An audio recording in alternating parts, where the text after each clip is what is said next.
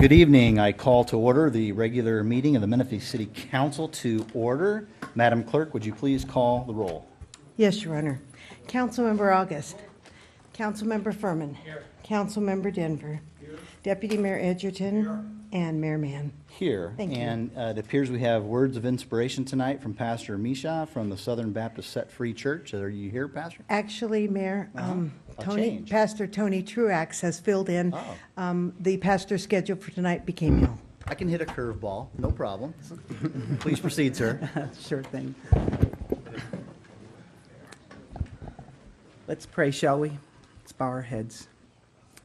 Father God in heaven, we gather this evening in the midst of a season filled with such joyous expectations. Our little community of Menifee, our homes decorated, our businesses bustling, our lights shining bright, and our laughter, they all come together as a chorus tonight that sings, "Glory to God in the highest, and on earth peace and goodwill toward all men."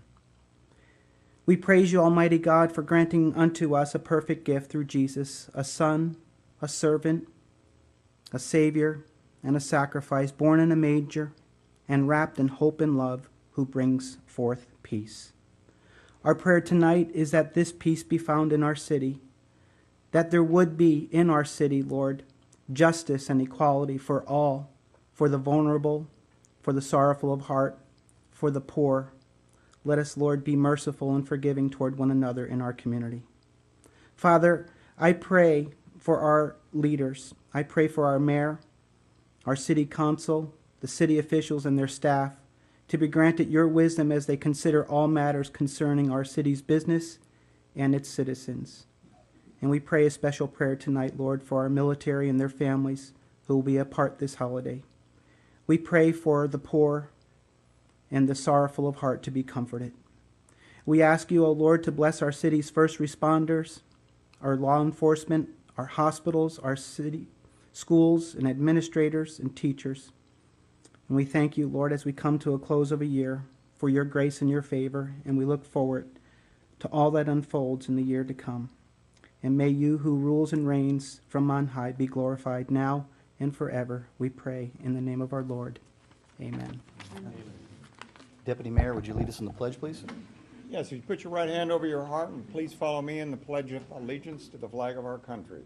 I pledge allegiance to the flag of the United States of America and to the republic for which it stands, one nation, under God, indivisible, with liberty and justice for all. Thank you, gentlemen, both. Madam Clerk, do we have any changes to the presentation schedule? Yes, Your Honor. We are going to be removing 5.1 only in that Senator Emerson was not available, and that will be presented at a different time. Thank you kindly. Council, would you please join me up front for a special presentation?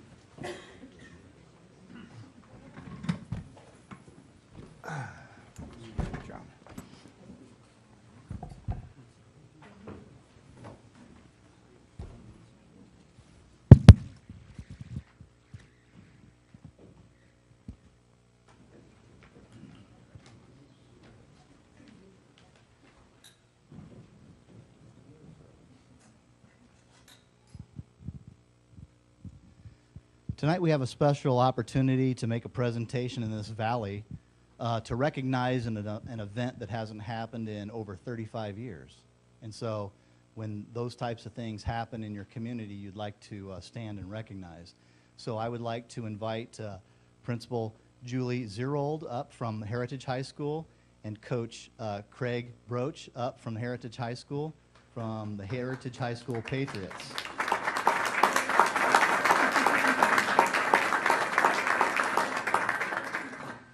Now, I'm going to read a proclamation here in just a minute, but, I'm a jock kind of guy, and so I like to recognize sporting events. And, Coach, first of all, what's happened here is that Heritage High School has won the Inland Division of the CIF Football Championship for our community and the Inland Empire. And that's the first time that's happened in the Paris High School District in over 35 years, which is a marvelous achievement. I know that you have your family here with you this evening, and when it comes to high school sports and coaching, it's near and dear to my heart because I coached for 6 years at a rival high school, Temescal Canyon High School. But the fact of the matter is that when you are a teacher and when you are a coach, it takes a whole team of people to make things happen, and you're always spending a lot of extra time away from your family. You're scouting, you're coaching, you're doing things in the summer, and I know you were probably practicing on Thanksgiving Day in the afternoon, weren't you? Yes, I know you. But there's an incentive at the end of it when your players perform and they rise to the occasion. And so I just want to recognize the sacrifice of the family that it takes for that, and I know that it's a very special time. But in honor of you, Coach, and the principal, we'd like to present this proclamation from the City of Menifee, which reads as follows. City of Menifee Proclamation, whereas on December 7th, 2013, Heritage High School's football team defeated Rancho Verde High School to win the CIF Southern Section Team Championship. And this championship is the first CIF championship in the district in over 35 years. And the exciting win started with the Heritage team trailing at halftime by a score of 20-0. Kind of like the Packers and the Cowboys the other night. And yet, Heritage High School, under your leadership, Coach, came back and with a victory, a really monumental victory. And as a result, the City of Menifee congratulates Heritage High School on this victory and the winning of the CIF Southern Section Team Championship, approved and adopted this 18th day of December 2013, signed the entire Menifee City Council. Congratulations very much to you.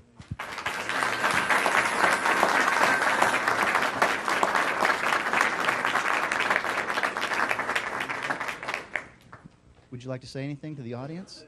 Who wants to go first? Coach?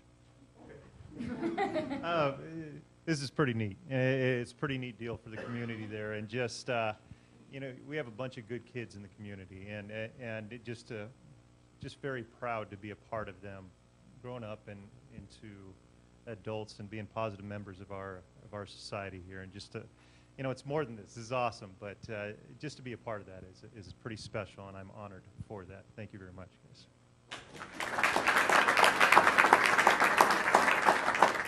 To say it's probably one of the most exciting games that I've ever been a part of, and I've even a couple times got yelled at by the coaches to get off the field because I got too excited. But it was one of those things where it was hard not to have the whole environment around you get that excited about what the boys were doing out on the field, what the coaches were doing, and their ability to come back and win, right down to the last 7 seconds of the game. And it's a great feeling to be a part of the Patriot family, and it's not just a win for the kids on the football field, but our entire school. It makes everybody really proud in the district, in the community, and I'm just excited that we all get to be a part of that excitement. So I appreciate you guys inviting us today as well. Well, thank you. One more round of applause.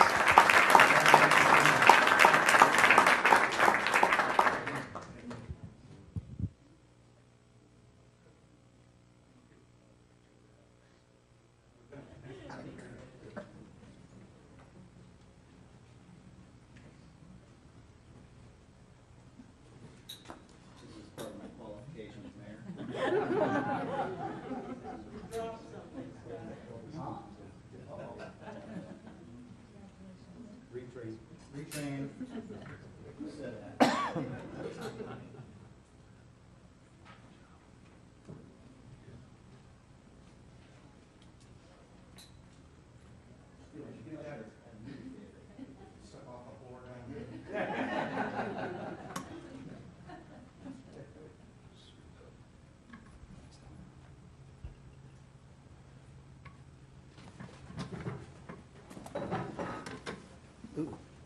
Well, that certainly is the fun things that you get to do as a member of the city council, is to recognize outstanding achievement. And what will be interesting to see is, I've been involved where a new high school got opened up, and the student body got transferred due to redistricting to other high schools. And so when the new high school opens up in Menifee, which you all approved a bond measure for, we'll see if Heritage High School can maintain their powerhouse effect in football over the next few years as a result of that. So with that, Madam Clerk, it looks like we have Another presentation this evening from the city's audit team regarding our comprehensive annual financial report for the previous fiscal year. Yes, sir. Mr. Manager, are you introducing or is? I believe our Finance Director, Terry Willoughby, will announce our next presentation. Thank you. We have Deborah Harper. She's a partner with Lance, Saul, and Lunghard CPAs, and she'll be presenting the results of the city's audit for fiscal year 12-13. Thank you. Welcome back. Thank you. It's always a great pleasure being here. I really want to tell you thank you for letting us work with you one more year. And the city staff was outstanding. The finance staff was outstanding this year. We worked really well together. In addition to the CAFR, which you've all received, which discloses all the financial numbers, all created by the city staff. As the auditors, we also disclose 3 letters, which kind of give you a summary and the results of the audit in its entirety.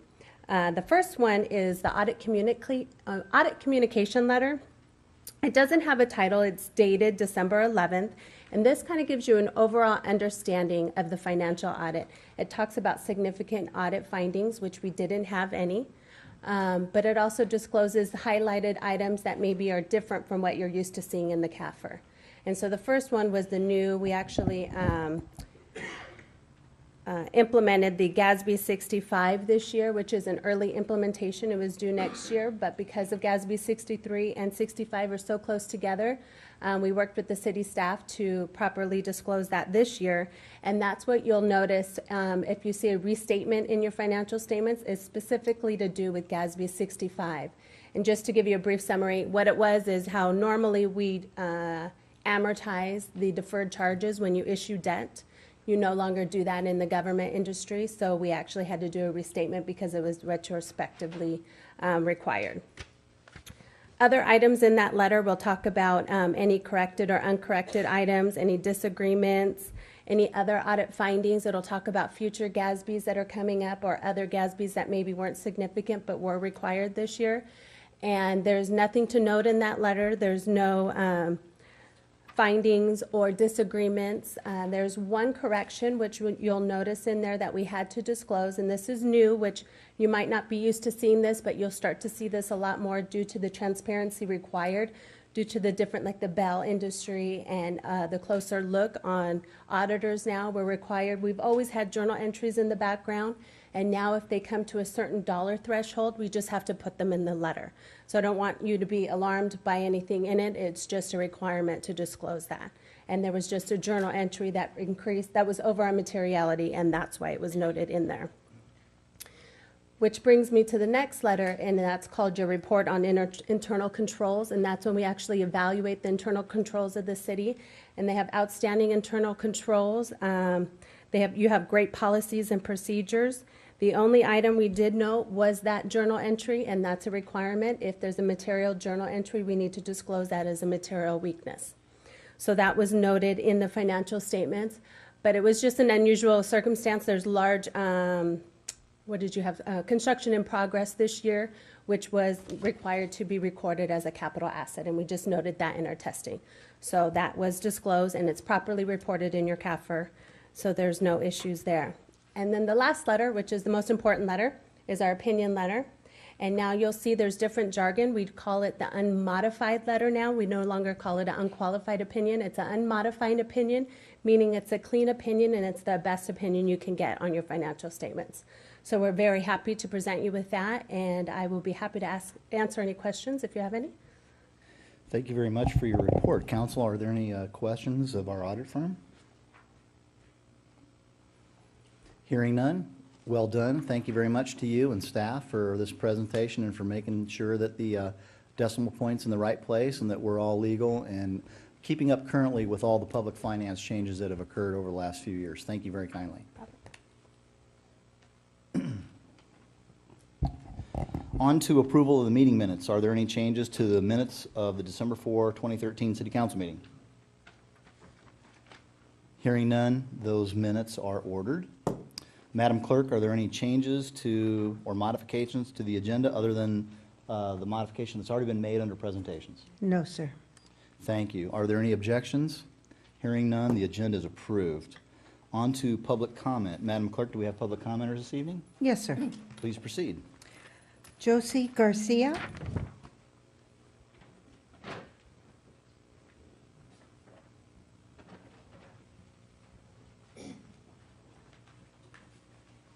Good evening, everybody. I've been coming here for 5 weeks, trying to get resolved the property that I own next, underneath Bell Mountain. This man is running a commercial property there. We've brought pictures into you. We've done everything that we can. Now, I may sound strange, because it is strange. I have COPD, and we have told the consul here that the blacktop that he's putting on his property and around the properties in the neighborhood is releasing silica. It's not important to you right now, but when it gets one of you or one of your family, I didn't look like this 2 years ago. Week by week, I'm getting worse and worse. I can't prove that it's because of the property. This man is breaking the law. And I know that I don't even receive a phone call to tell me where this is going to, just that he's still running his business there. And we have gotten no resolve at all. And you can't be half pregnant. You're pregnant or you're not pregnant. He is breaking the law. And each and every one of you who sit here and listen to me today are also breaking the law. Thank you. Thank you. Madam Clerk, next speaker, please. Michael Garcia.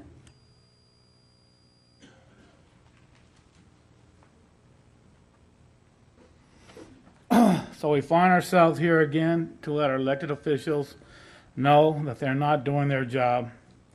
I am starting to see how the council works. As a couple of council meetings ago, I tried to take my mom's spot because she was not feeling well, and we were told we could not do that. Then on the last meeting, you let a speaker speak for her mother. Yes, she said her mother wrote the speech, but as she read it, we all knew it was coming from her. You can't pick and choose what laws to enforce on certain individuals. If it is not okay for one person, then it's not okay for the other. This brings me to the problem we are still having with 29135 Land Lane. Last meeting, you were trying to dismiss this as a neighbor dispute, trying to downsize your problem. You say this is under investigation. How long does it take to investigate that there is a commercial business set up in a residential area according to your general plan? You say that there were issued a business license. Well, what is a business license? A business license is a permit issued by the local government that allows individuals or companies to conduct business within that government. Does this mean that a commercial business can be set up anywhere they want to? No, that is what zoning is for. What is zoning? Zoning laws specify the areas in which residential, recreational, or commercial activities may take place. Well, so how can the property owner at 29135 Land Lane be able to still conduct his business? He opens his business at 5:45 a.m. and doesn't shut down till 7 sometimes. They even come earlier. 7 days a week this is happening. It is not right that the city won't take care of this problem. We have checked with the city of Menifee for permits on this property, and there are 2 for this. They're for a patio and electric. That was before Menifee was a city. We're not going to go away. How can you expect us to enjoy our property? We have demanded to have this brought in front of the citizens of Menifee to be put on an agenda. Nothing is being done. It shouldn't take months for an investigation to take place. Thank you, Mr. Garcia. City Manager, is there any update to this active code enforcement investigation that None- can legally be disclosed? None that I public? can disclose publicly. Okay. All right, thank you. Just a question. Mr. Edgerton. Assuming the consent calendar is passed tonight, Will that have any significance at all in reference to this issue? No. Okay. But it is, the investigation, these things do take time. And the gentleman in the audience should know that when you get involved in legal things, all of a sudden you find your mouth zippered, and it's really frustrating. But you're assuring us, Mr. Johnson, this is ongoing. We're taking all legal appropriate actions. Thank you. Madam Clerk, next speaker, please. Andy Powell.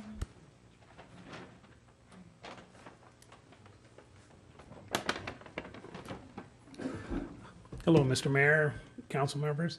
My name is Andy Powell. I'm also a city employee, but I'm first of all president of the Southern California Concerns of Police Survivors.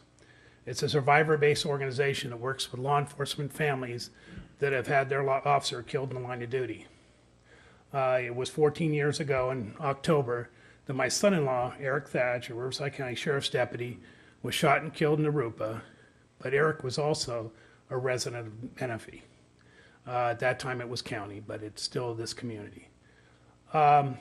This survivor-based organization works with over 16,000 families across the United States that have lost an officer. We are all survivor-based. We're all volunteers. But 28 years ago, a mother-in-law lost her son-in-law in Philadelphia. And that year, she put a blue light candle in her front window. And that was to honor her officer, her son-in-law, but also to honor the officers out each day, 24/7. They're patrolling our streets, especially during this Christmas and New Year's season. So with that, we wanted to remember those officers. And I'd like to present each council member and the city. I'll give it to you, Mr. Rob. It is a blue light that I'd like to present each one of you that represents that tradition over the last 28 years our organization has done. So I will make sure these are here for you. And again, thank you very much. Thank you very much, Mr. Powell, for your dedicated service in that organization and for those presentos to us. Thank you very kindly. Madam Clerk, next speaker. Janine Spalding.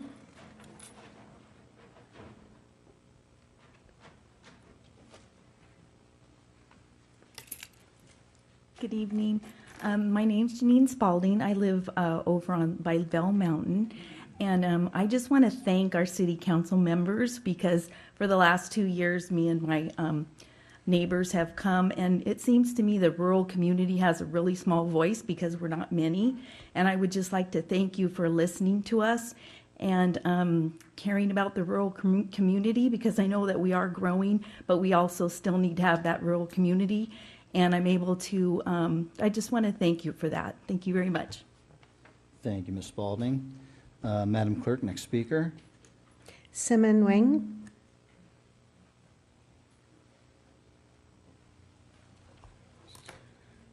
Okay, my name is Shiming Won, and I represent my mother and the owner of approximately 150 acres in the city of Menifee. Excuse me for just one moment.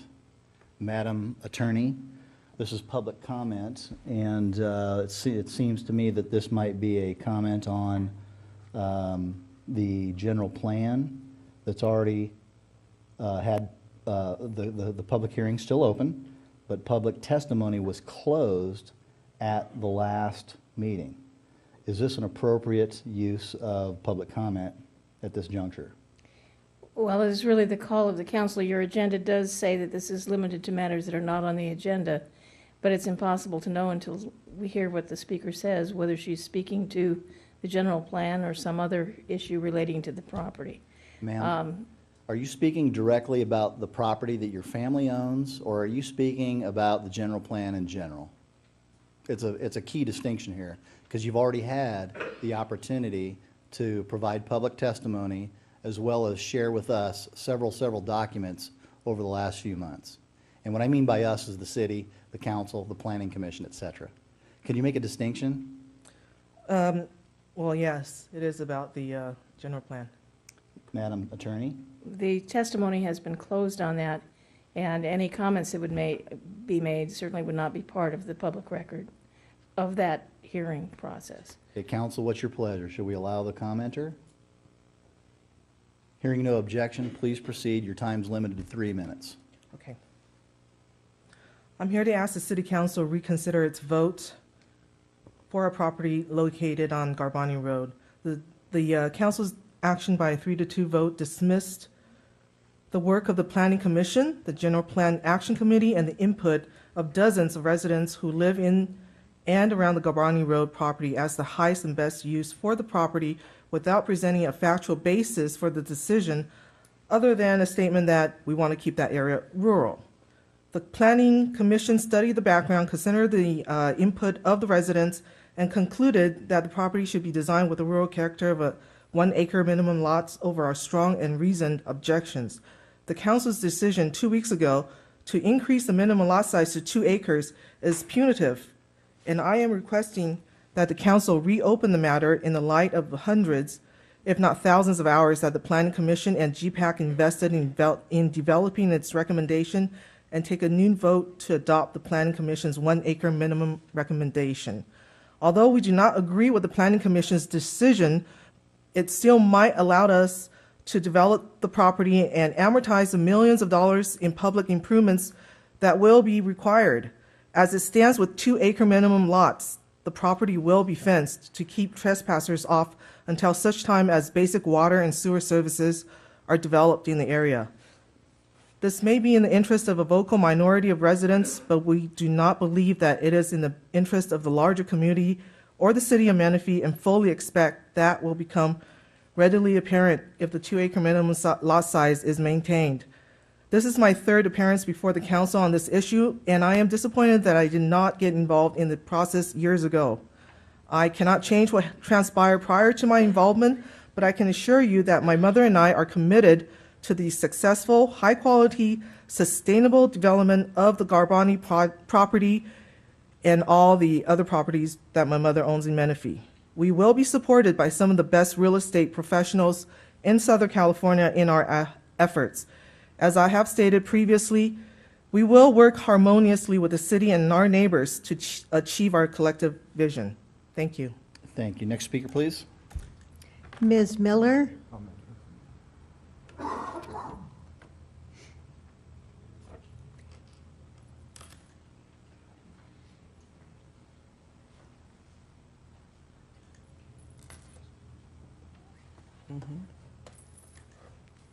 Are these lights working? Yes.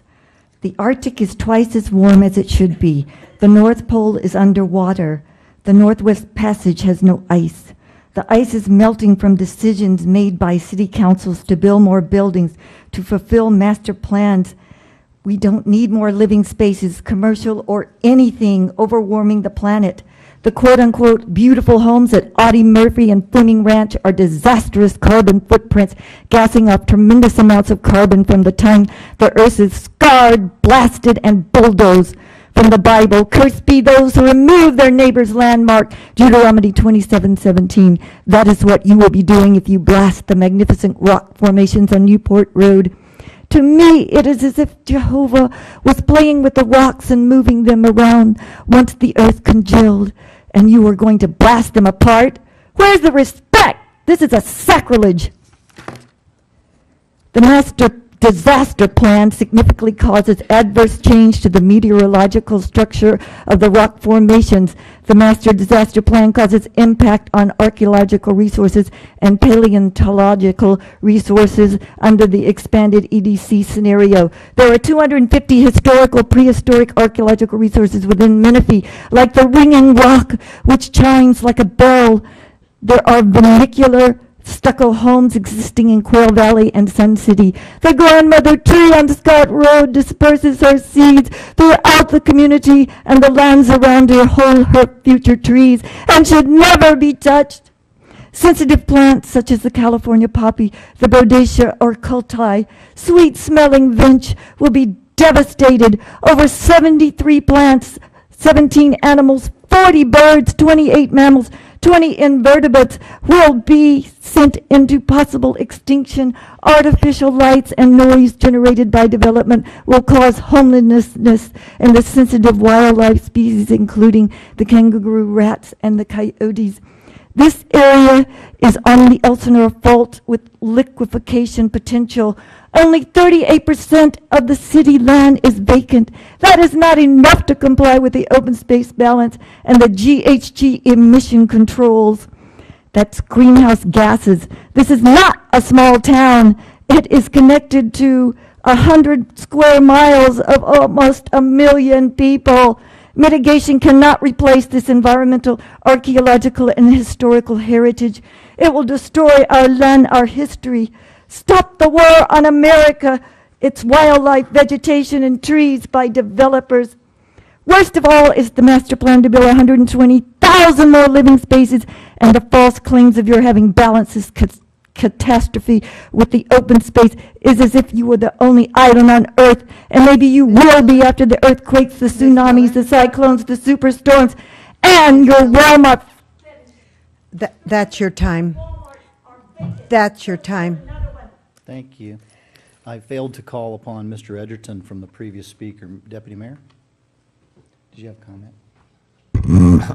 I If I can apologize for remember what I was going to say. There was a comment, I thought a very good comment made about the Planning Commission and the importance of the Planning Commission. I think I speak for most of the council. We're very pleased with our Planning Commission. We think they do an excellent job.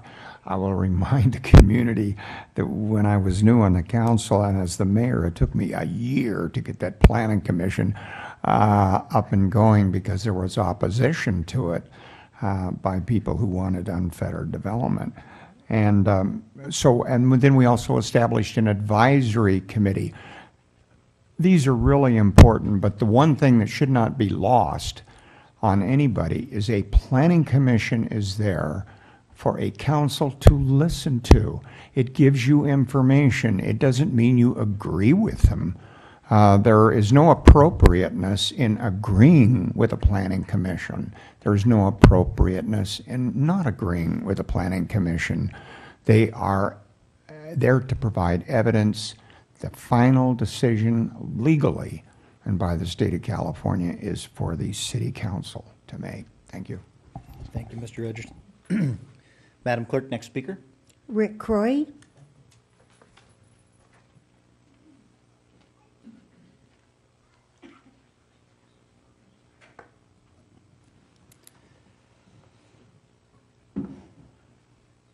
Well, Merry Christmas to all of you. I'd just like to speak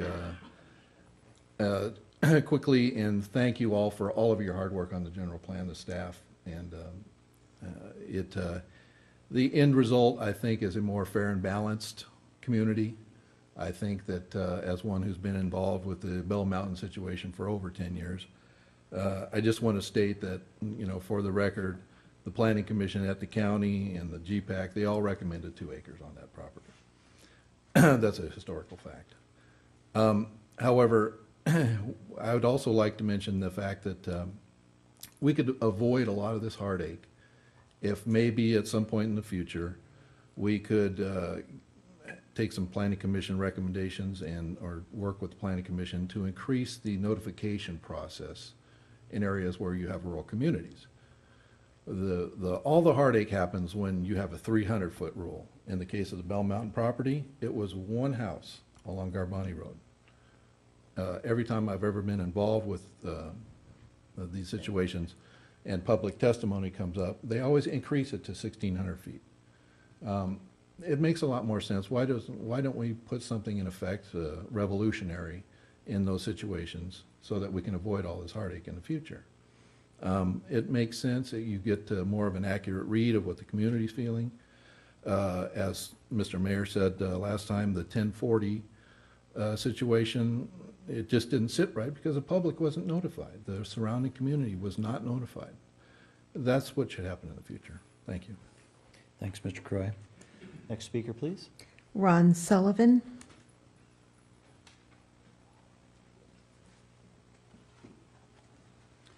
Yes, Ron Sullivan, 28068 Orange Grove Avenue in Menifee. I just wanted to commend you on two things. One, the general plan process. I think the only improvement that could have been made that when you come in a week and a half ago that you had a map that large that the public could view because that wasn't available a week and a half ago where you could see whether your testimony made any difference or not.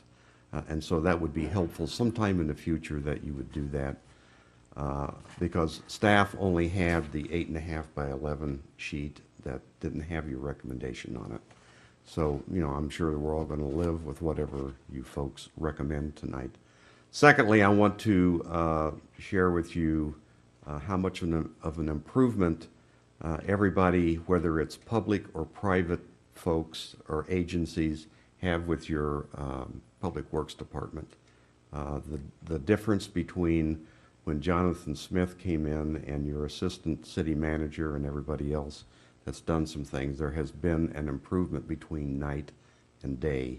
They are customer friendly and they get things done and they're willing to listen. And then my last comment, the gentleman that just spoke when I was a county planning commissioner, and you went out 300 feet, and if you didn't hit 12 houses, you had to go out another 300 feet. And you went out until you got 12 valid notifications, because you can send out 300 feet or 400 feet and you can hit 2 property owners and they're all vacant. So it's something that the county has done since 1980. So might be something you might want to do in the future. Thank you, Director Thank you. Sullivan. Appreciate it. Next speaker, please. That's all the commenters under public comments. Thank you, Madam Clerk. On to council member updates and comments. Gentlemen. Mr. Denver. This has been a very busy couple of weeks for me. I'm sure others are going to speak about it, but the city did a marvelous tree lighting ceremony on the 6th of December, 5:30, lighting up the tree out here. Santa Claus had over 100 kids, and it was singing and had a wonderful time. WRCOG meeting on 12/9, they're getting more and more serious about the improvements along the freeway, and I'm talking to them about making sure that McCall is on the list after the 2 ones that we have now gets on there, so that, because that's going to be a real problem along McCall. Breakfast with Santa was on the 7th. That's Saturday last. Whole bunch of kids, 300 kids, and it was a wonderful event. 3 different groups came through and had breakfast with Santa. Then the Latter-day Saints event, which I hope the mayor will speak to. They did a wonderful job. There's just no downside to that. Friday, December 3rd, I gave a certificate to the, much like the one that was given here tonight, to the Heritage High School school, but it was to the kids, and so there was a whole 1,000 kids up in the audience. Friday, December 3rd, set at the marketplace in Menifee, the shopping center, 300 more kids. That was a lot of fun too. Set on 12/11, Santa was at a mixer for the chamber, a bottle mixer they called it. They had auctions, and that was a good time. I spoke to the Bel Air Mobile Home Estates. You'll be getting some information back on some concerns they have on the 12th. The big deal is Quail Valley School this Saturday. There'll be Santa will be there. It's called Santa's Workshop. That's a very, if you don't know about it, it's very interesting. The cupboard has kids that are needy. They're on free and reduced lunch. They sign up, and we don't just do any kids, just the kids with free and reduced lunch. We're going to have 1,000 kids sit on Santa's lap, and that'll be 4,000 people getting their pictures taken, because there's about 3 to 4 people with each kid. On 8 in the morning till 4 in the afternoon. Everybody's welcome. 12:15 on Sunday, last Sunday, we had Shop with a Cop at 11:30. that was another great event. 30 kids sat on Santa's lap, and that's another marvelous event. I know you guys know about it, but maybe the audience doesn't. Walmart gave gifts, and the cops collected $200, I believe it was, and took them out personally in the car and had them buy gifts for other people and for themselves. It was marvelous. Came back and had breakfast. Saturday, 12/14, many of us went to the Boys and Girls Club in Menifee at the new school, their new site. What a marvelous thing that's going to be. What an opportunity for our kids. On Saturday, 12/14, also in the evening, Santa went to Stone Ridge HOA up in my district and sat, of course, kids in Santa's lap. And we went around and judged the best lights on the house. That was fun, first, second, third. I would love to propose that that this year we have, next year of course, we have that also for the whole city. That would be a marvelous thing. And so now I'm sick because I don't know how many kids sat on my lap, but and then after Saturday, I think I go to the hospital, but we'll see. Thank you, Mr. Denver. Deputy Mayor Edgerton? There's a little flyer, isn't there, Kathy, over there about the RTA? Yes, sir. And this is on the website, and some of you may not know this, and you might want to pass it around. On New Year's Eve, some people have been known to drink, or they want to go to a party and have a couple of drinks, not necessarily get schloused, but they don't want to be the designated driver. So on New Year's Eve, all you have to do for the RTA is go out to where the bus stop is, and from 2 o'clock on till I believe almost midnight, they will pick you up. The ride is free. So please pass that on. Free rides on New Year's Eve. I wanted to make another couple of comments because it's the joyous time. It's the holiday season. I was watching Fox News, and they have this gal on there, Megyn Kelly. She's just knocked out beautiful, which is the reason a lot of people watch Fox News. And she looks like a blonde Snow White. And speaking of white, she was emphatic that Santa Claus was white. And I really never gave it any thought. And then it was confirmed by Ann Coulter on Piers Morgan that Santa Claus was definitely white. And then I was about to relax. And then Saturday night came on, Saturday Night Live, and Santa Claus was black. And also one of the reindeer were gay. I was afraid for John Denver because I was afraid maybe he was a fraud. But then I saw the last survey of children, and it came out unanimous. They did not care what color Santa Claus was as long as he kept bringing presents. And the last point I wanted to make, and because it's so much fun mixing politics with the seasons, it doesn't necessarily come out right. I am a follower of Rush Limbaugh, but I must admit, he, by his own admission, is on loan from God and ties half his brain behind his back so that a debate is at least equal. And he informed us on the radio the other day that the Pope was a Marxist. Now, I did not know that. And so I ran home. I used to teach Marxism to the armed forces many years ago, and so I went through Das Kapital, and I went through the Communist Manifesto and a lot of his readings, and then I went over and I got out Matthew, Mark, Luke, and John in the Gospels, and I read them both, and there are a lot of similarities. I mean, they both are concerned about the poor, they both are concerned about people, etc. But there was one little tiny difference that I don't believe Rush Limbaugh saw, and that is if you really study Marx, it is very, very clear. Under Marxism, there is no God. There is no God under Marxism by definition. If you read the Gospels, there is a God. That is the point of the Gospels. And of course, when the Pope speaks, he preaches and teaches from the Gospel, which ought to be a clue as to whether he's a Marxist or not, which just, I think, makes the point.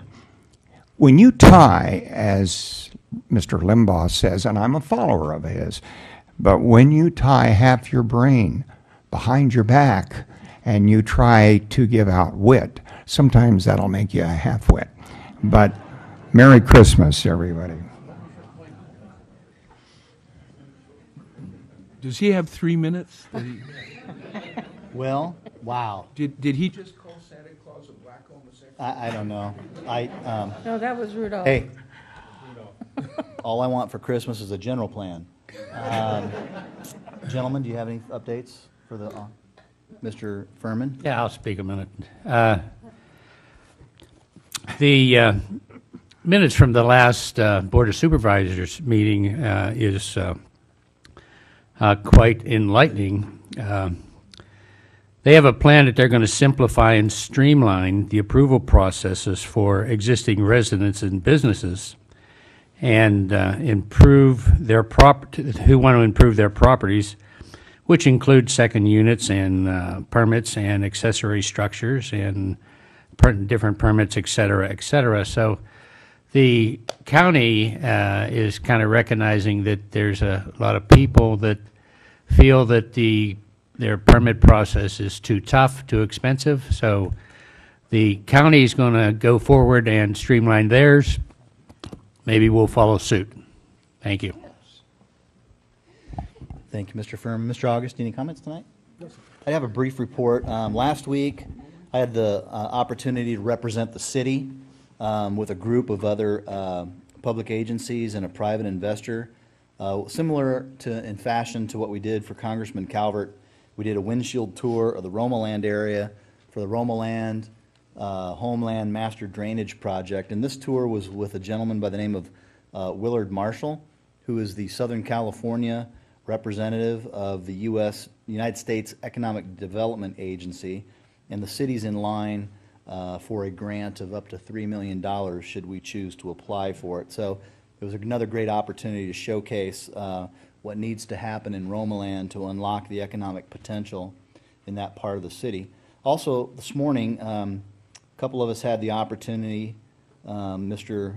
Denver and Mr. August, we had an opportunity to host, and staff, to host Assemblywoman Melissa Melendez here at City Hall this morning. It was just a roundtable discussion on what's going on in the city of Menifee to get her up to speed on matters that are near and dear to our heart, a chance for her to share a couple things that she's working on, and also to get our ideas on what we feel that she could possibly carry as legislation for us that's important to the city for the next legislative cycle. And so I just wanted to inform all of you that that's what we did this morning. And that concludes my update for this particular council meeting. And so what I'd like to do is go on to, well, you know, Mr. Furman. Okay. Okay, go ahead. I'll allow your. It's actually not a comment. It's probably a procedural on one of the speakers. She was maybe asking for a revote. Now,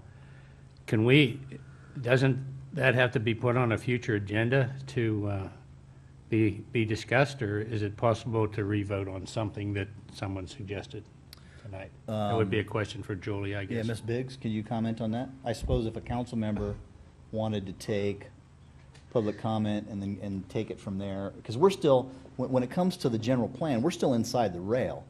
Public testimony is over, and so maybe you could talk about that, and also any is there an issue of reconsideration here that we need to be mindful of on any additional voting? Okay, what you did at the last meeting was to give direction to staff by informal votes on various aspects of the general plan. Based on that directive, the staff has prepared the changes that would be made, and you will look at them again this evening. And essentially, you are re-voting on it. You are going to be voting on the entirety. If there are changes that you want to what staff brought back, there's still the opportunity to address that. Okay. So it doesn't require coming back on another agenda, because the actual issue that's before you is before you this evening. So you have every opportunity to reopen and examine whatever's in there. Okay. Okay, thank you. All right. Thank you kindly. Are any other council members wish to make a comment? All right, thank you. On to the consent calendar. Are there any changes to consent calendar this evening? Yes, 10.2, the warrant registry. Are you pulling off 10.2 for a separate discussion? Yes, Okay. please. May I have a motion on the balance of the consent calendar, please? So moved. Second? Second. Roll call vote. Councilmember August.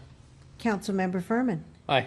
Councilmember Denver. Aye. Deputy Mayor Edgerton. Aye. And Mayor Mann. Aye. And Deputy Mayor, you have the floor. Yes, just 3 quick questions. I don't want to make any issue out of this tonight, but if I can ask Julie Biggs in reference to this. 28073, it talks about Cushram temporary employment services. What was that? Is that part of the legal service that you're providing? Are you asking me? Yes. I have no knowledge whatsoever about that. What page are you referencing? Your finance director can give you the information on that. Terry, would you comment? That's our temporary employment agency. It was formerly known as Select Staffing, however, they have undergone a name change, and that's the new name. That's fine. Thank you. Thank you so much. And I know you can help me with the next one, Julie, but just very quickly, I noticed that we're coming up, this is for 30 days. We've got $36,397. I'm trying to figure out how we pay you, and I'm looking at this. Is this your hourly compensation? You mean, do I get $36,000 an hour? No. No, I mean, it's not an hour, but this is just for 30 days. This is a 30-day period, and it reflects all the legal services that have been provided to the city, not just by me, but by other members of the firm in the variety of areas that we represent you. In addition, the first entry here is actually for September, and the remaining ones, which is about 17,000, the remaining ones are for October, so it's a 2-month billing. Right. And then this Dapper Rose Litvak also comes under your tutelage, as it were? That is our special counsel that we retained because of the situation with a council member being being involved in a code enforcement matter. And Okay. that is outside counsel, so that Okay. there's no conflict. Well, I don't want to go into that tonight. That's not what we're here for tonight. Just for future consideration that we have discussion on it at some point in the future. I want to reform Caesar. I don't want to see Caesar buried, so just some consideration about that. We'll talk about it later, but just. And we would be happy to do a presentation on how the fees are allocated in the various issues and departments and how it comes out in terms Right. of the city. Right, it may be, because it's a legal matter, maybe it'll take a closed session with everybody there to make sure there's a complete understanding We're happy to- before we explain it to the public, I guess. I don't know. The legal, Well, we'll see. Let me know what you want to know, and then we'll figure out how to do it. I'll speak to that later. Thank you. Sure. It looks on the warrant register, since it's opened for discussion, it would appear that there was an invoicing delay from September and October. That's why there's 2 invoices for 2 months on this warrant. I'm not sure how that is done, because our bills go out promptly, but it sometimes takes longer for the city to process, depending on which departments have to review and that kind of thing. We don't have any control over when it comes before you. Okay. All right. Is there a motion to accept the warrant register? So moved. Second. Roll call, please. Councilmember August.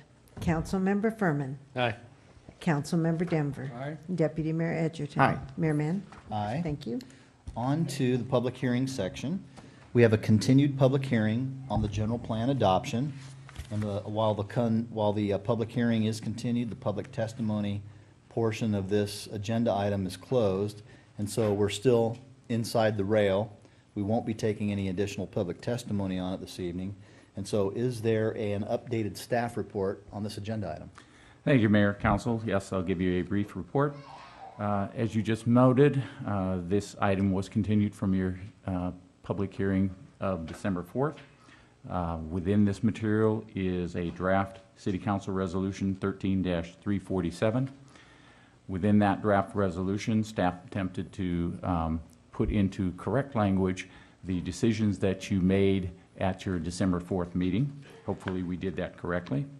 That resolution would allow you, if you adopt it, to certify the final environmental impact report, which would contain the response to comments that you received as a separate document. It would also allow you to adopt the associated CEQA findings of fact, a statement of overriding consideration, and mitigation monitoring reporting program that allows you to keep track of, the progress in conforming to the environmental document.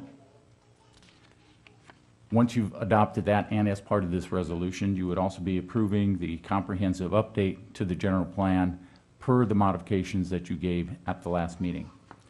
We'd like you to know that there are a couple of issues that are mentioned within the staff report, such as the material we have received from the Riverside County Transportation Department, which has been worked out and is within material that is in your resolution, and that we have received comments, as I noted at the last meeting, comments from the Pechanga Band of Indians, and they are suggested to be incorporated per their suggestions within the document, the general plan itself, within the open space conservation element of the general plan. As I mentioned a moment ago, you have also received, and in your red folder, you have some additional comments from the Housing Authority of Riverside County that you have received notice from an individual via email. It's my understanding Sin Hong is the individual that made comments on the general plan. And you also have been provided with a memo from the Planning Center. This memo is important because it needs to be adopted with your resolution, as part of your resolution, that identifies the environmental effect that your proposed changes would have on the environmental document, so it needs to be incorporated into that document. With that, we are requesting that, short of any questions that I may attempt to answer, that you adopt the City Council's Resolution 13-347, accepting the changes that you had at the last meeting, unless you choose tonight to modify one or more of those suggestions, those decisions from your last meeting. I would caution you, however, if you do changes to the resolution that may necessitate changes to the environmental reassessment, that obviously cannot be done tonight, and that would mean that you would have to carry this item to another public hearing or another regular meeting. This general plan is a dynamic document, however. If in the future, even the near future, would like to make changes to this document, there are procedures in place that would allow you to do amendments to the document to bring it up to the level that you would like to see it at. I say that because it's important to get this document in place as a whole document so that we can now move forward. After that, we can then move forward onto getting the new development code in place and allowing for improved development within the community. With that, I will attempt to answer any questions that you may have and recommend to you that you adopt the resolution as I've outlined. Thank you, Mr. LeClaire. Council, Mr. Furman. Charles, you saying that the council can make changes to the general plan at like no cost? There's always cost. There's always cost relative to I know, but staff it time. would just be the staff cost. Staff time and noticing costs and so forth. Right, yes. but if a applicant would have to make a general plan amendment change, right? An applicant would be subject to an application and the fees established within the council-adopted fee resolution. Okay, all right, thanks. Mr. August?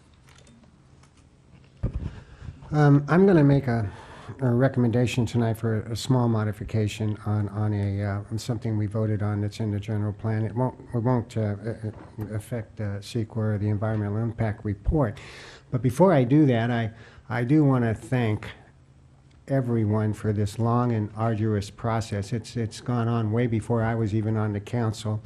And I want to thank the people that were there prior. I want to thank people on the Planning Commission. I want to thank the Planning Commission especially.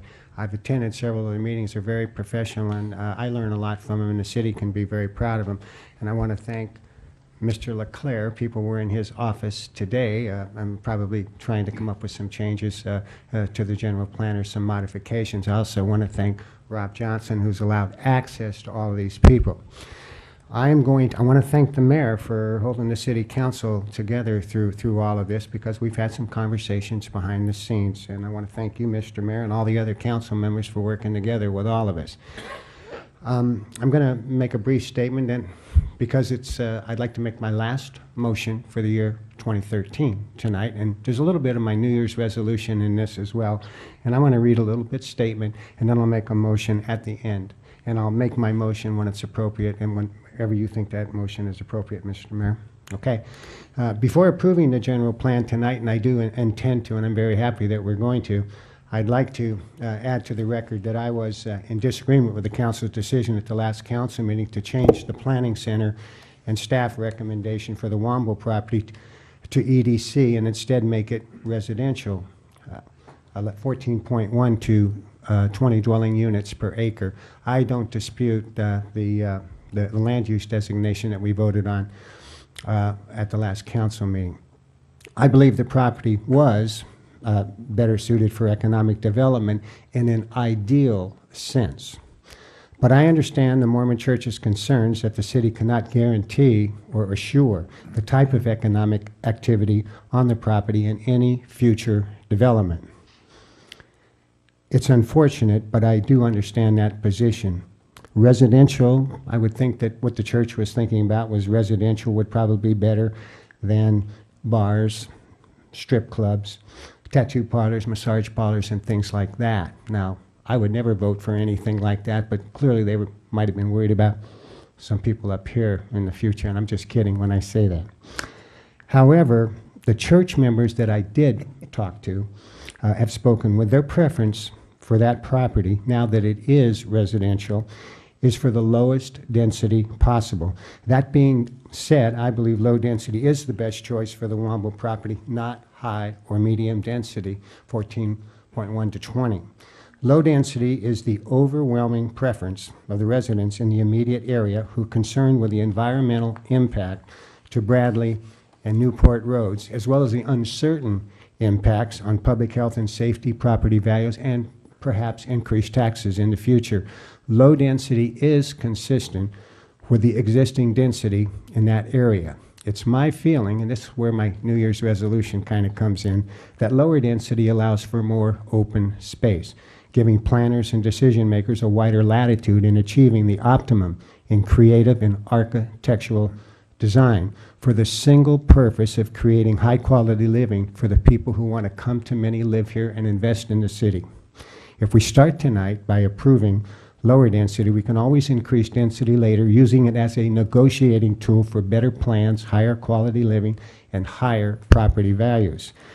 We, in my opinion, as a city, should be supporting policy that emphasizes and notices design ahead of density and not design because of density. Therefore, when I get the opportunity, Mr. Mayor, I would like to make the motion to reduce the density on the Wamble property to 5.1 to 8 dwelling units per acre. And I'll make that whenever it's acceptable to you. And I ask for a second on it. I'll second that motion. I would like to speak to my second as well. Speak. In keeping with where Councilman August is coming from, I originally, if you'll recall, and the minutes will show that, I supported Councilman August for his preference for EDC. And it is my understanding that members of that community would rather have low density, and it would be out of keeping with my profile since I've been on this council since 2008, since I do support high quality, lower density. Of course, that's not new for Menifee. You can go to Memphis, Tennessee, or Minneapolis, or any other country in the world, and they are all battling for lower density. So I'm happy to support Councilman August's motion. Any other discussion? Mr. Furman?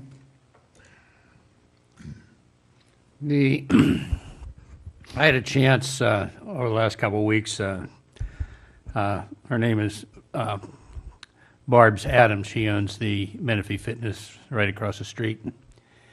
And I asked her, I says, what do you prefer? She says, more density, more customers. And I says, would you go around to all the little business up there and and query what they want? And they more or less said, hey, our business would be in walking distance. And all the little businesses over there by the fitness center, they more or less said more customers, more density. So that's the input I wanted to put. The small businesses over on that area want more density, but then your residents that Greg is referring to, they want less density. So you have a push and pull between the business people and the residential people. So I just wanted to bring that forward. Thank you. Good comments. Good comments all. Any other discussion? Could you restate the motion and call the question on this? This would be a correction, potentially, to the resolution that's before us this evening. A modification to the resolution. Modification, not a correction, a modification to. Could you restate? Yes, Your Honor. In regard to the Womble property, the motion is to reduce the density to 5.1 to 5 dwelling units per acre. Am I correct? To 8, I'm sorry, 5.1 to 8 dwelling units per acre. And that motion was seconded by Deputy Mayor Edgerton. Thank you. Call for the question. Councilmember August. Councilmember Furman. No. Councilmember Denver. No. Deputy Mayor Edgerton. Aye. And Mayor Mann. No. Motion fails. Deputy Mayor Edgerton? Well, hope springs eternal, and let's try 8 to 14 and see if we can come up with a compromise. That would be my motion, if I can get a second on that. So the motion is to set the density at this particular parcel to 8.1 to 14 dwelling units per acre. I understand. And who was the second on that? Mr. Denver. Gotcha. Would you like me to call now? Please, call the question. Thank you. You bet. Councilmember August. Aye. Councilmember Furman. No. Councilmember Denver. Aye. Councilmember Edgerton. Aye. Mayor Mann. Aye. That motion carries. And that, Mr. Leclerc, that is a modification to the resolution that's before us this evening. Yes. So when we take action on the entire resolution, that modification will be reflected in this document. Correct. Okay.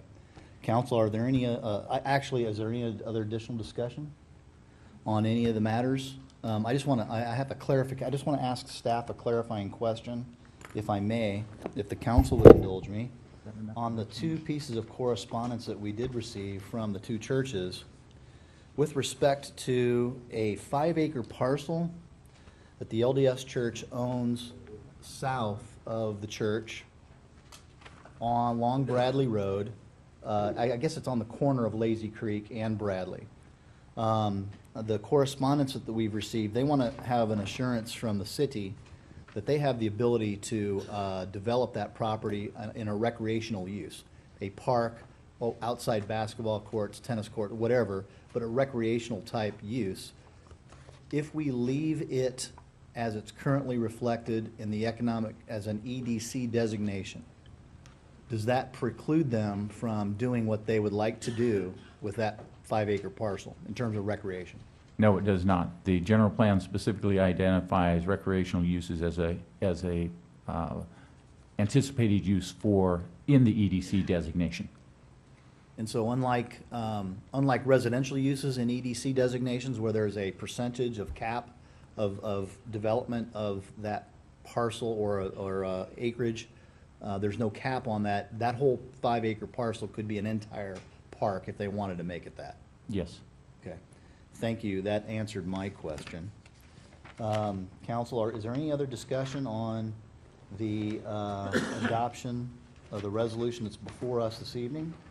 If I hear none, what I would like to ask then is for the city clerk to restate the motion as it's reflected on the agenda, as well as modified by the council here this evening.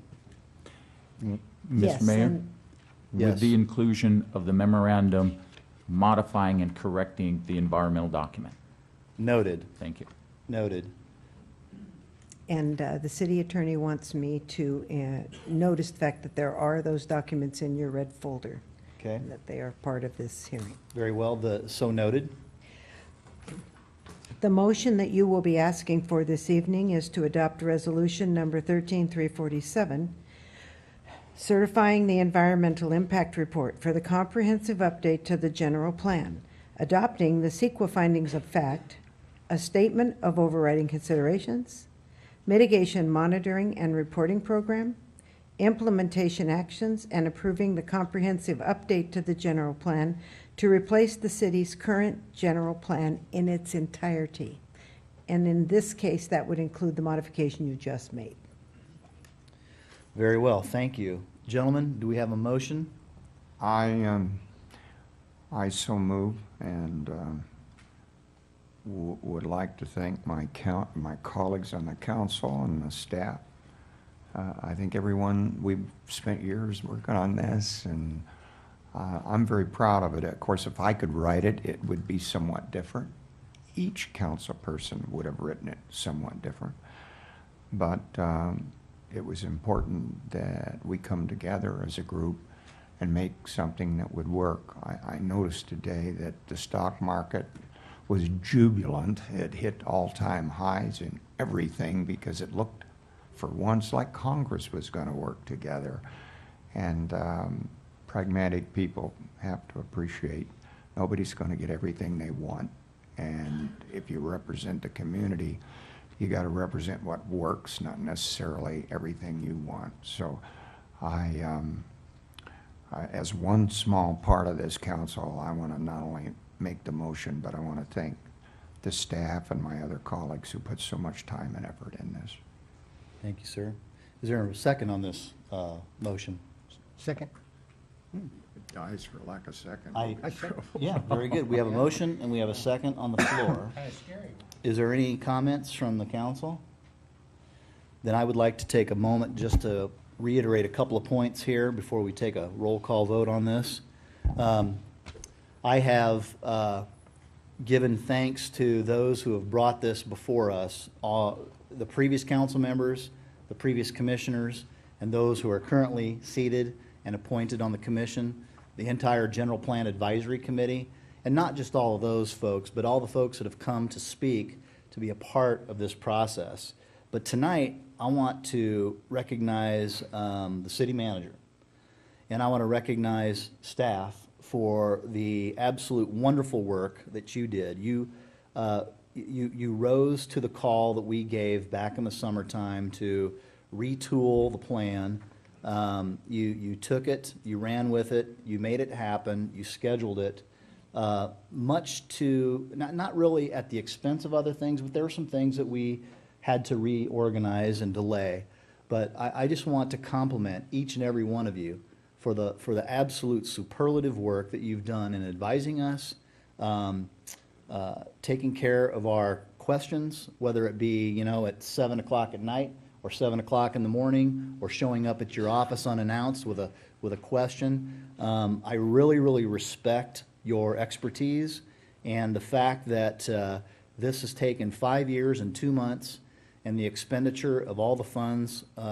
We have what I think is going to be the city's first ever general plan that's absolutely ours.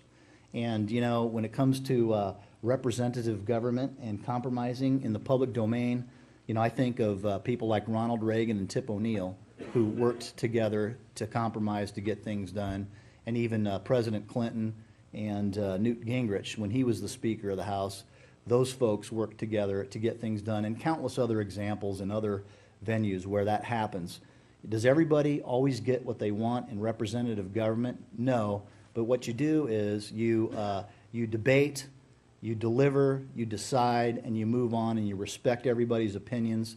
You do it in a collegial way, and you move on, and you go on to the next item.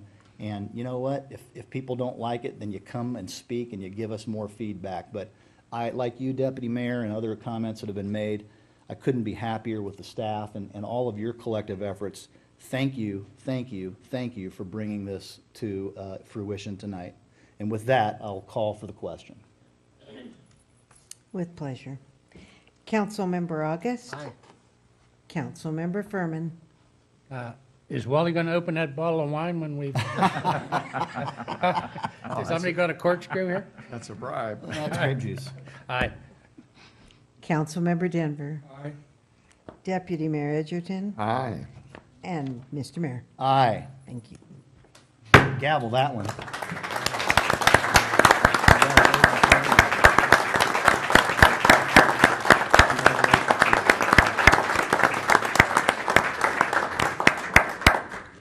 Well done, all. Well, on to the next agenda item. Agenda item 12.1, adoption of an interim urgency ordinance number 2013-136U for a moratorium on issuance of permits or other approvals for development of hillsides, designated slopes, or ridge lines, and the urgency thereof. Got a point of order. We have a point of order by Mr. Furman. Am I allowed to participate in this since I have a ridge line? Huh? I own a ridge line. Okay, that's a good, fair question. I have a ridge line piece of property. Am I allowed to participate in this? I hadn't thought about that as an issue.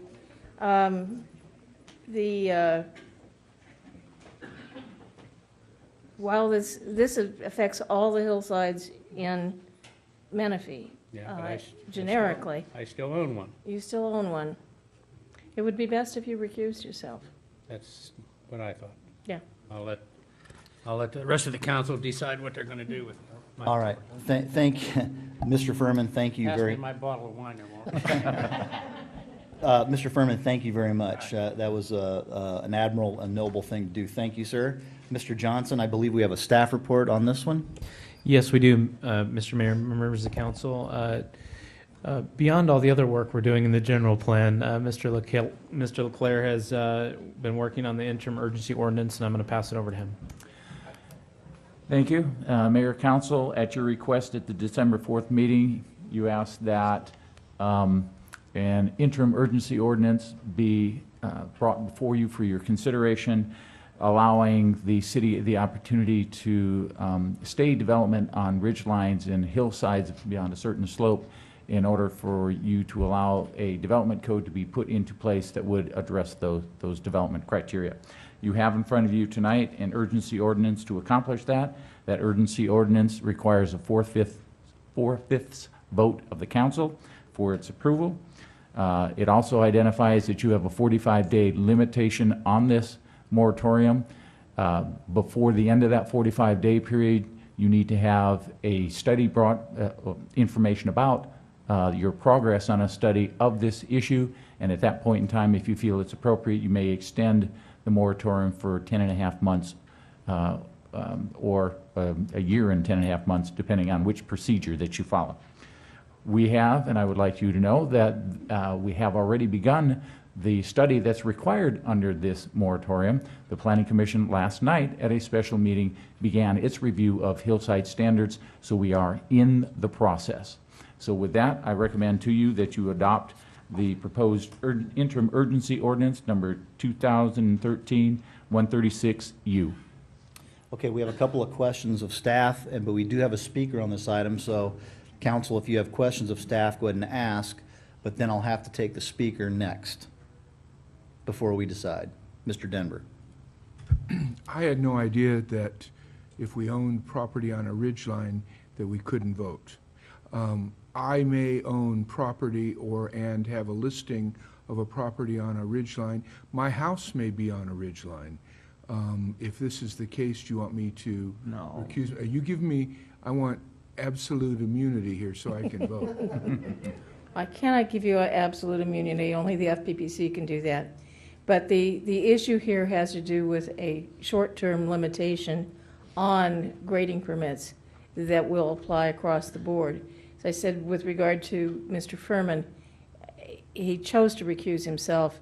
I think it's really probably unnecessary in that this is designed simply for those who are currently looking at development. I'm apprehensive that we had this decision. You recommended to him that he do recuse himself. He did ask, I'm and very it has come uncomfortable up with before. that when we didn't get brought that earlier so we could look at whether we own stuff like that or not. I'm telling you, my house is on the top of a hill, and I may have listings on the top of a hill, and I'm going to lean on you that you're protecting me so that somebody doesn't come back on me on this. Do you have plans submitted to No, I don't. take anything out? No. No. And is this vacant land, or is it already developed? I am not sure. Okay. Well, it is my opinion that you are all right to vote on this. Thank you very much. Mr. August, you had your light on before. Did you have something else for later? I can make these comments prior to the vote. Yeah, okay, I understand. I do have a question, though, procedurally. Since an urgency ordinance requires a 4/5 vote, with Mr. Furman recusing himself, what is the 4/5 standard with 4 council members voting? Is it It's all 3 of you. It's so all of you. In this case, it would take a unanimous vote. It takes 4/5 votes of the body. Okay. So you have 5 members, you must have 4 votes. All right, very well. Then, or if there's no other questions of staff, then we'll take the speaker at this time.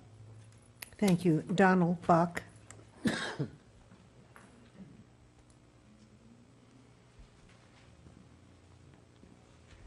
Hi, Mr. Mayor, Vice Mayor, and Councilman, and Charles. My name is Donald Bach. I'm a trustee for Genesis Investment Properties for tax parcel 372-09005 and 007, better known as Bell Mountain. When we purchased the properties prior to the incorporation of the city of Menifee, the zoning of said properties was a minimum of 70% of the area had slopes of 25% or more. It would have to be a certain size. Now the interim urgency ordinance number 2013-136U calls for 15% of the areas having slopes of 33 1/3 or greater to be zoned in a certain way. This is the downzoning of our project, which lowers the value of said property. We applied for a grading permit earlier this year for Bell Mountain, which is being held up for this ordinance to go into effect, and we don't think this is right. We have met all the criteria to receive said permit to grade.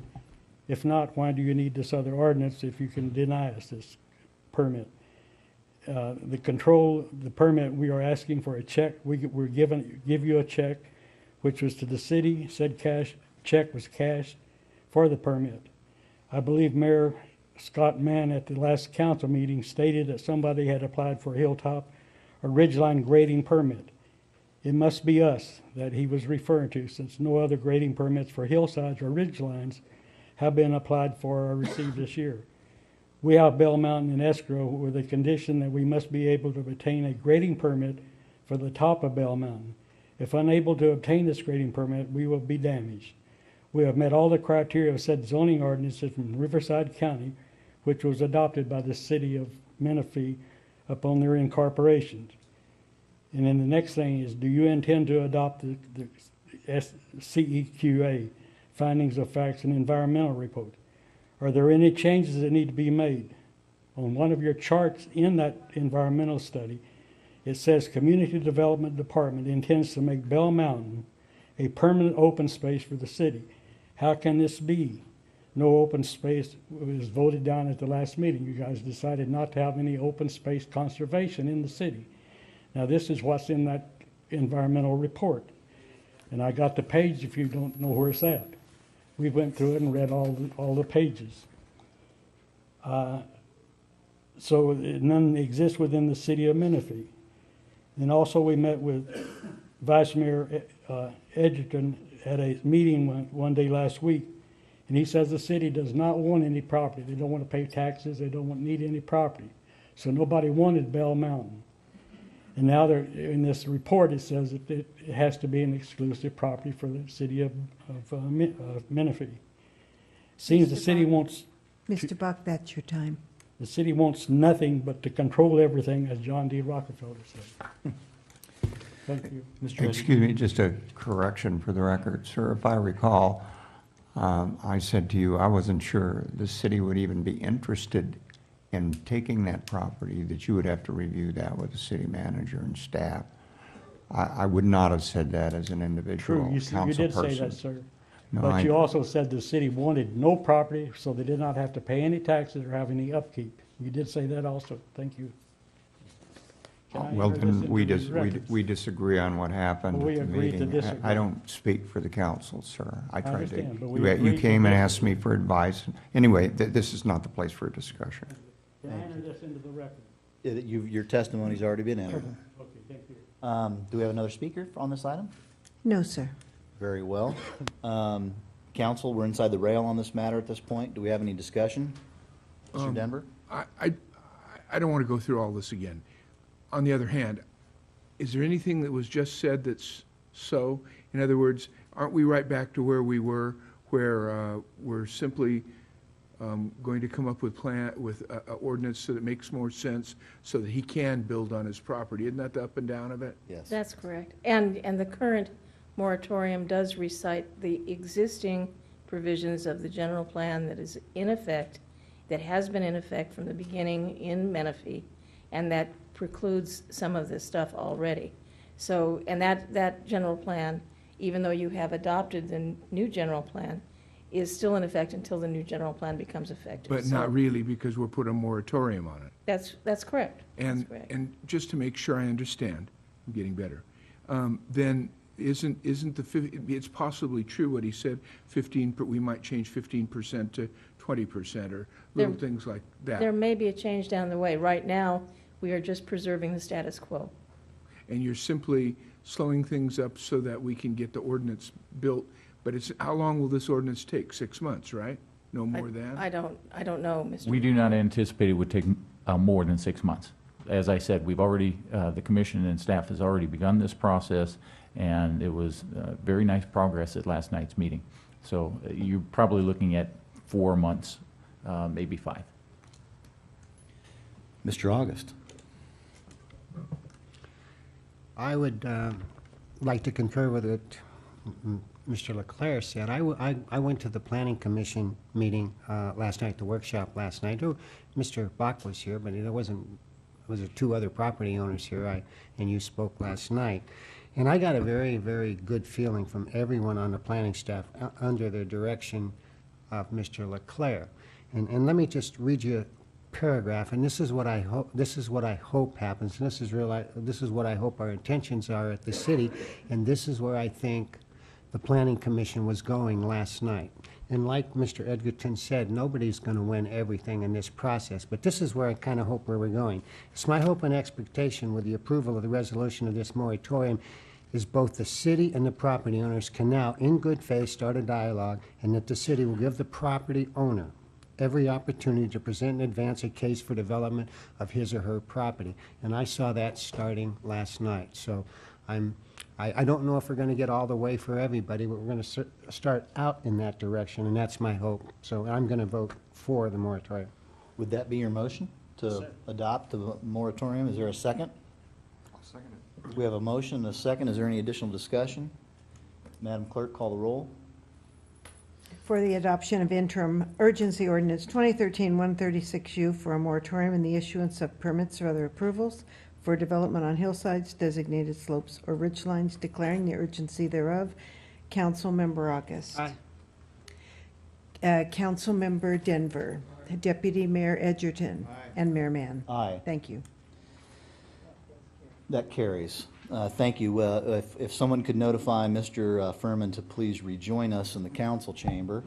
On to city attorney reports. I don't believe we have anything to report at this time. Thank you very much. Mr. Manager? Mr. Mayor, members of council, first of all, Mr. Mayor, I want to thank you for your kind words. We set out to do what we did. We appreciate working with the council, the planning commission, planning staff, and of course the planning center. We had a great group of professionals that came together into a team environment, and we put down a schedule and we stuck to it. And we appreciate the council support and working with us to get the general plan adopted. A couple of items for you tonight. I was informed yesterday we have a request for about 225 building permits before December 31st. So the two positions, building inspector positions that you approved 3 weeks ago, we were able to quickly go through a recruitment process, bring on 2 inspectors that should be starting in the next couple of weeks. But just to give you a perspective of the 225 permits that are being applied for now to be approved by the end of the month, we have some 500 homes currently under construction. Wow. Another 225 would be nearly 750 homes under construction at the same time, not to mention the average of 12 planning applications we've received per week in the last 3 or so weeks. So business is good. We're drained. We need to let you know that we're working hard. Income, revenue is up. But some of the staff needs a little extra boost, and we appreciate the fact that you approved those additional positions for our building department. That goes a long way to improving our staff morale. Besides the general plan the last 6 months, we've been doing a wide variety of things. I have a public works update for you that Jonathan Smith is going to give to you. When we set out last April to form our CIP program, we, I put my name on it, and I built a trifold flyer, and council approved those projects, and we mailed that out to 30,000 residents. So just to let you know that we haven't forgot that we actually put all that down on paper. Jonathan is going to give you an update on our top 7 projects, where they are. Some are ahead of schedule, and we're pretty excited about where we're going into our next phase. So even though the real focus has been on the general plan, these guys in the Public Works and Engineering Department behind the scenes and our building inspectors out in the field are doing a tremendous amount of work. Jonathan, please give your report. Thank you, Mr. City Manager. One thing that Rob left out about this trifold, he said, on the back is your report card. So at the end of the year, we're going to look at that and grade you on that. So, yeah, since this is the last meeting of the year, I want to take an opportunity to update everyone on the projects that we talked about on April 30th. And one thing that the Public Works Department has not done well in the past is letting you know, keeping you updated on projects that they said that they were working on. So we're changing that by coming to you and giving you these updates. I'd like to start off with the Newport Widening Project, which everyone has been, the community has been very patient with and going through the construction of this. And we're getting close to the end on this. We're going to complete this project by the end of February. It'll be done. And here, this first slide gives you all the dates of the items that are being worked on right now. As we speak, they're getting ready to place the center median. You're going to see concrete go down before Christmas. So it'll be a wonderful Christmas present for us all to see that continue to move forward.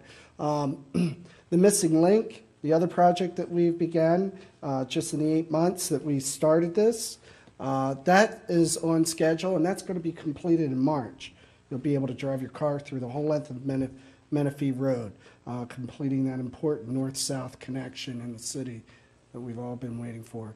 The Newport Road I-215 interchange project. A lot of work has been done on that. I am really happy to say that full funding of the $14.6 million that we have requested and fought for has been recommended by our CTC on December 9th. That's going to the full committee on January 8th, and we're looking forward to their ratification of that recommendation, and that project is moving forward. In March, you're going to see work begin on relocating the existing utilities out there. So this is great. Bradley Road and Salt Creek improvements. You folks have all been talking about this, and there's been some talk out loud about some of the solutions out there. Unfortunately, they didn't go anywhere.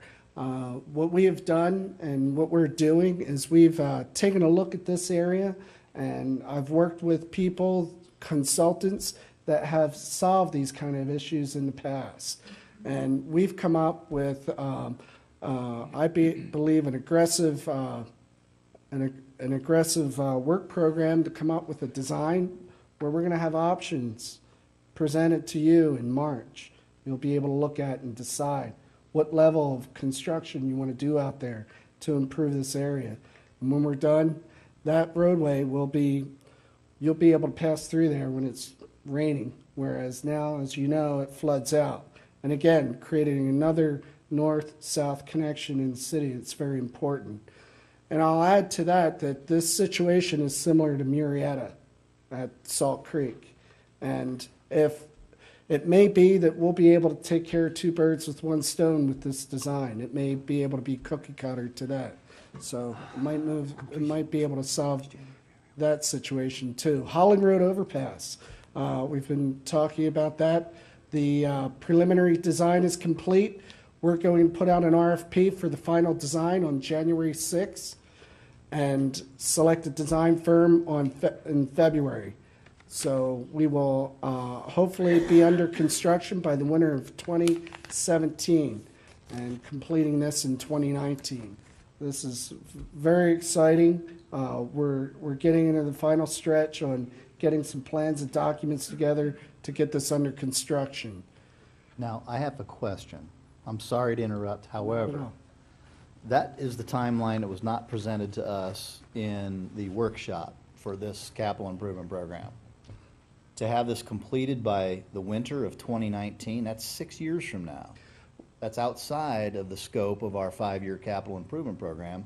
And we were I'm not beating you up. I'm trying to clarify why are we adjusting our timelines here, especially if we're going out to an RFP for proposal for design in January. I don't understand. So help us understand. Or are you being really conservative? I'm being a little conservative, but I'm working with consultants hand in hand when I'm putting these timeframes together, and you're absolutely right.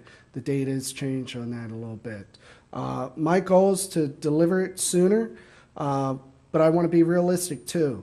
With these updates, I'm going to give you the information as I have it today, and I'll continue to update that information as things change. Well, Jonathan, if you can guarantee me that I'll still be here, I'll support it. I appreciate that. Mr. Johnson? Jonathan, did I miss a number here? It says advertised for construction fall of 2017. It's going to take 3 years to select the design firm and do the design? No, it will not. I thought that was 16, 18, 15, 17. Yeah, it looks like we're off by 2 years in each I state. think that might be a misnumber there. I apologize. That is an old slide. It is misnumbered. See? So Christmas it was is here. See, we were just testing you. That was a good Okay. Everybody needs to take a so breath. take a deep breath. That is the wrong date. It should be, yeah. Blood pressure is coming down. Winter 2017. Apologize. For completion. Winter 2017 for completion. All right. Yeah. All right.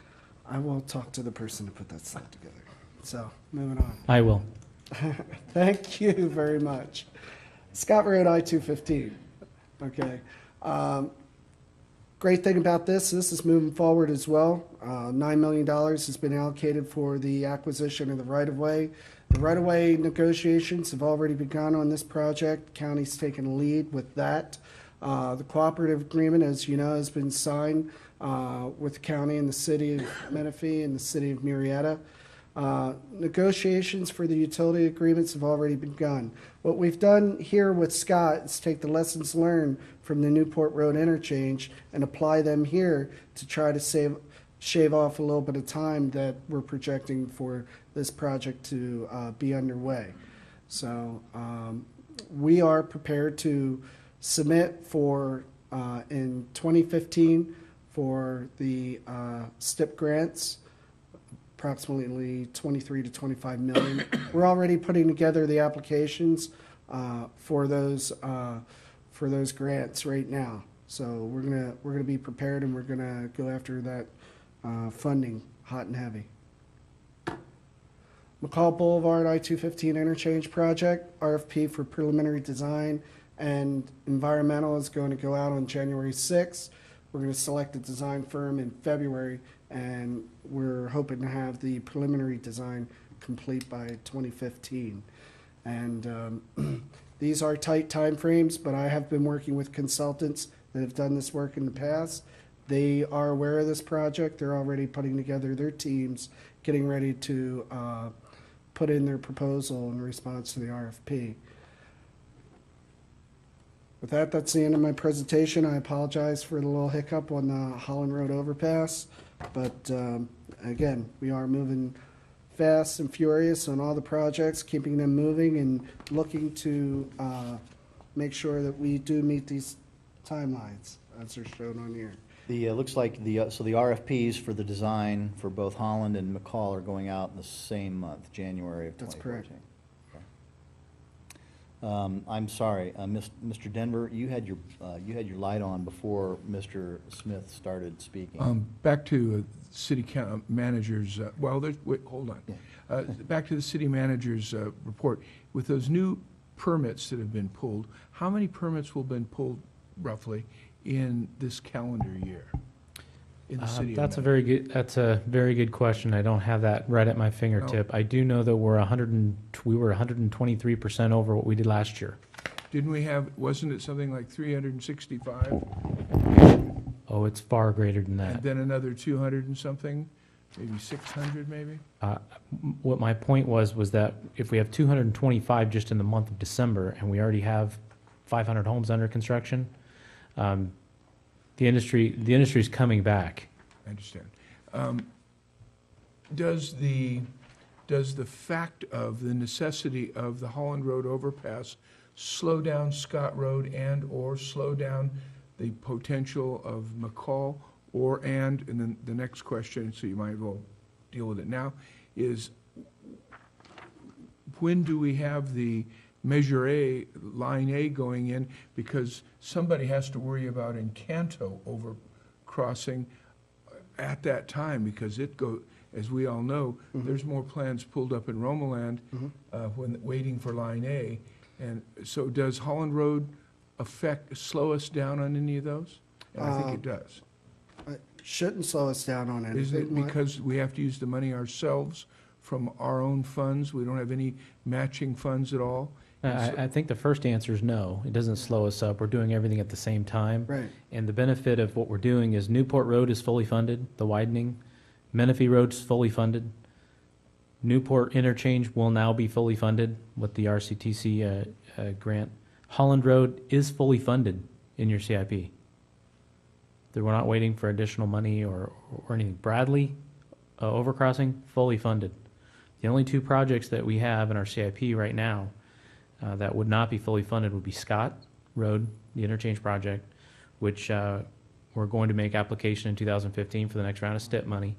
But we do have the $9 million for right-of-way acquisition, so we're getting everything done and getting it shelf ready so we can apply for the funds. And then McCall, as McCall comes forward and we do the preliminary, we put in this CIP, we put enough money to do the preliminary design for McCall, which hadn't even been thought of before. That was one of your 5 ideas and goals when you came together. So It's not a real, it's a linear timeline, but they're all moving at the same time. They're just doing different things as we move forward. So whereas McCall has not started a preliminary design, Holland's in final design. We already have a preliminary design on that. And is somebody thinking about Line A versus Ethonac?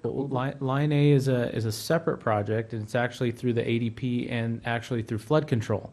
So in our efforts, Jonathan, Sean Nelson, myself, and the ADP group, as well as Riverside County Flood Control, we basically help them, flood control, understand that Line A should have been built in 1986 when it was identified, and they're actually asking and got the approval of 2 of the board of supervisors to actually add that into their budget next year. So it will be fully, that Line A project will be fully funded in next year's budget starting July 1. And Ethonac? Ethonac is a county project, not part of what we do, but we definitely can support them to get that. You're talking about the realignment of 74? Thank you. Is that your question? Because I want to make sure that's a county project as well. I'm making a very small point and taking too much time, and that is that when Line A goes in, Ethonac corridor, the realignment, and there are 2 of them up there, both in Romaland area, are going to be a disaster, and we should as we are with McCall, we should be somebody needs to be getting somebody to prepare for those. Well, I'm substantially more optimistic than a disaster. My understanding is that the Ethonac Road corridor, the Highway 74 realignment, which is a project that just came forward from the county, they reprioritized their projects. You guys have discussed it at the Public Works Technical Advisory Committee at 2 different bodies. It's going to be coming forward, and it's going to be, I fully expect, and I think this council will probably approve, that to be added into our next 5-year CIP as that window continues to roll every 5 years as the new window comes in at some point. But those monies are there, and so the realignment of Highway 74 is not contingent upon construction of Line A. It's to the west. There's no connection to those 2 whatsoever. So, Mr. Furman, you're up first. Did you want to stick to that discussion? Or You have the floor. All right. I failed to call on you before, and I Okay. apologize. This was a long time ago when Mr. Johnson was speaking. You were the number of building permits for new houses. Now, when the economy is really, really good, people are buying land and building their own houses as an owner-builder. Now, of those permits that are there any owner-builder? Is anybody building their own home anymore here in the city of Menifee? I really don't have an answer for you on that or a statistic. I'm assuming that exactly what you said, if the economy's up and people own their property, they're going to build their own home. Yeah. What we're doing now is following through with all the former tract approvals for the county, and we're conditioning them and getting our guys out there for the housing starts. So if there are, they're very minimal. Okay. Mr. Edgerton, Deputy Mayor. I want to thank staff for that report. I just want to state again, for the record, which I think everybody is aware of, there are literally thousands and thousands of Menifee residents that are waiting for that Holland overpass. And more than just the convenience of those thousands and thousands of Menifee people, it will do wonders for taking the stress off of both Scott and Newport Road.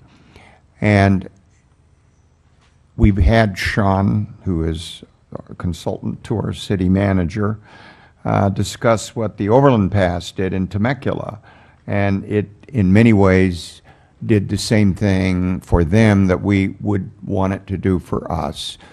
And lastly, we are literally hemorrhaging revenue based on sales tax for people who end up going to Murrieta, even though, as the crow flies, our center is closer. It is simply more convenient for them to go to the Murrieta Center.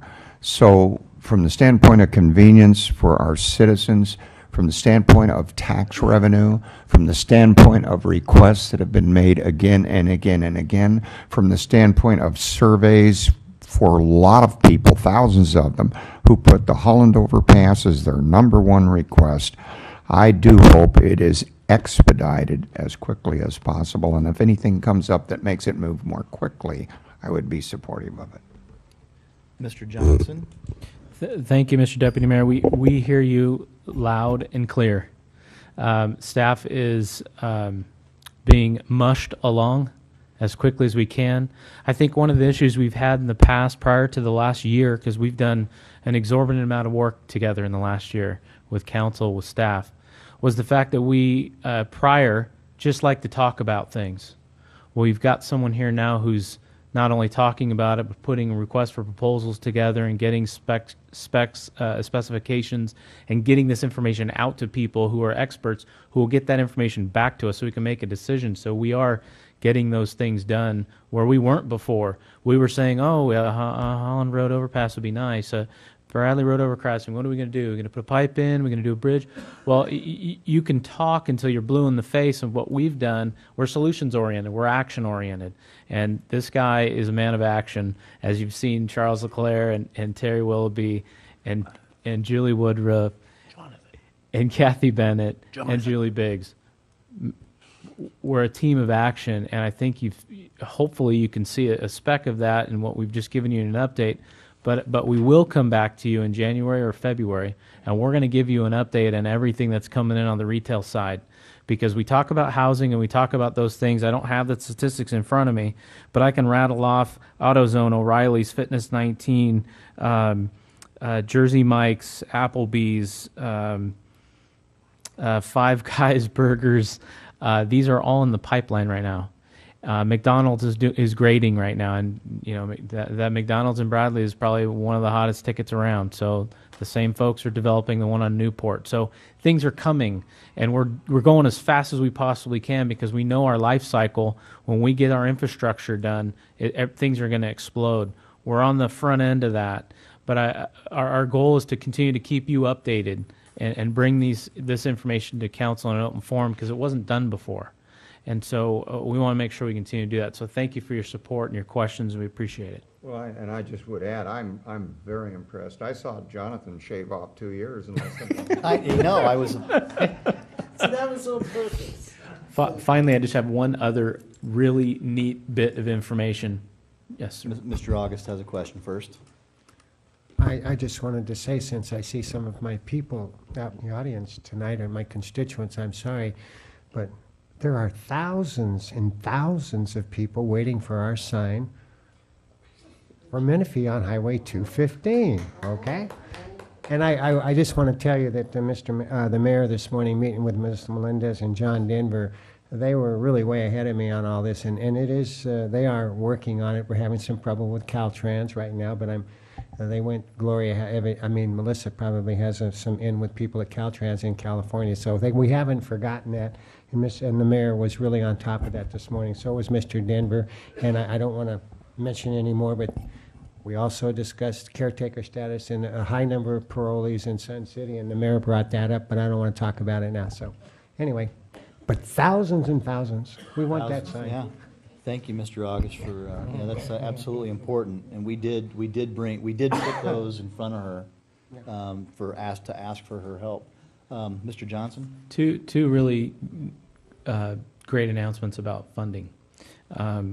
Because of the program that we put in front, because council had approved the CIP program, the $3.5 million the city put into the Newport Road widening is going to be reimbursed through WRCOG. That's coming back to us. In fact, it's coming back to us this fiscal year.